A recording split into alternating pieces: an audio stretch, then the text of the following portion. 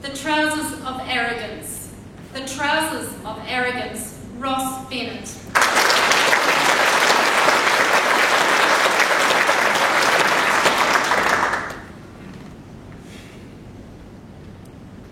Before you stands perfectly healthy, happy, 37-year-old,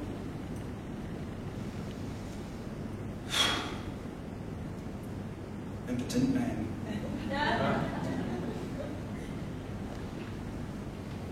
know what you're thinking. What use am I now? Madam Chair, fellow Toastmasters, on last Monday night, 6:48 p.m, I know the time precisely, I was struck by the impotence of self-importance. I think it's fair to assume that sometimes you and I, we slip up. That sometimes you and I, we get things wrong. And that sometimes you and I, we get our priorities in the wrong order. You. Consider this. How often is it that you and I, we wrap ourselves in a cocoon of self-importance? So much so that we move at such a pace that we don't stop, we don't register the touch and the tenderness of a loved one. And how often do you or I, we wrap ourselves in our cocoons of self-importance, so much so creating a buzz inside our heads that we don't hear the gifts of life like the infectious sound of a child's laughter.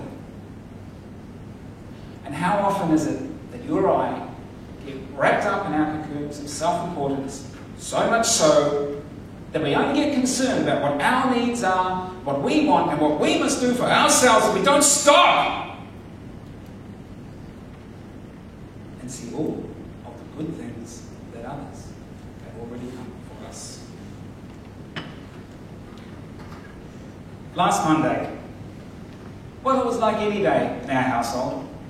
I was fortunate enough to come home to a meal and I didn't have to prepare, not even think about it, cooked by my loving wife. And to greet me at the door, the most wonderful 3-year-old girl you've ever met. She had been fed, attended to, educated and entertained for the past 10 hours without me even being there.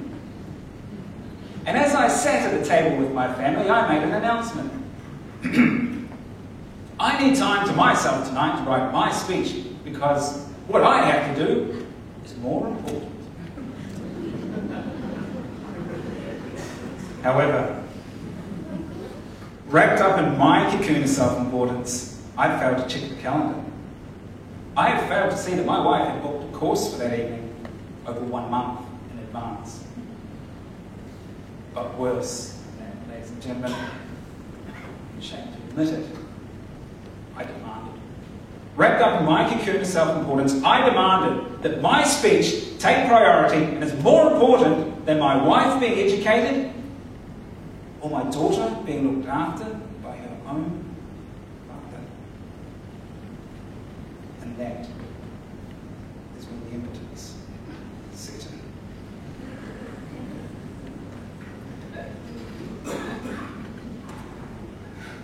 Where was he? Where was he? Where was he? Where was the doting father? Where was the grateful husband? There he is.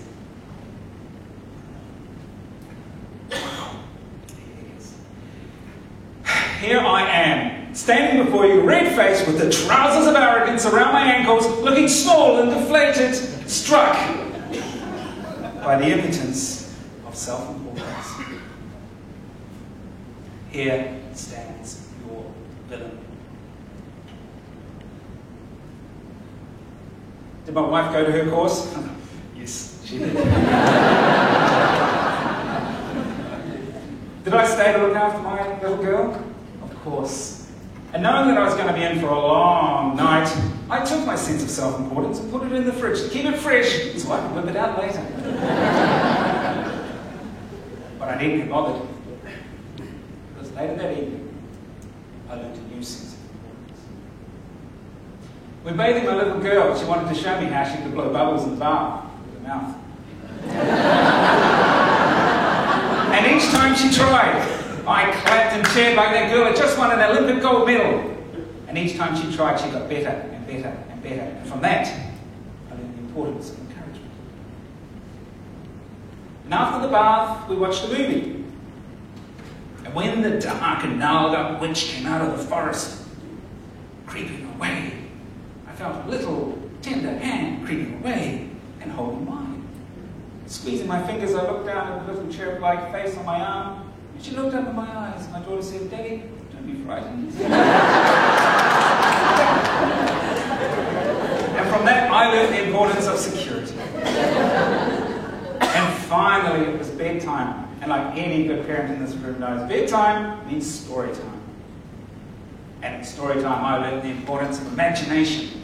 Because I went from being an arrogant, self-centered father to being a brave knight, striding across the lands on a gallant white horse, slaying dragons, rescuing fairy princesses, and galloping up to a clever castle in the sky, made of rainbows and candy floss, where we would get married and live happily ever after. And I can tell you, ladies and gentlemen, there is nothing more important, not one single thing, more important to a 3-year-old girl than a happily ever after.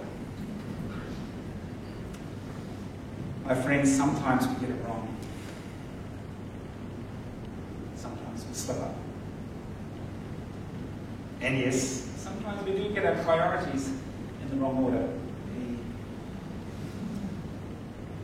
Be warned, impotence may strike you at any time.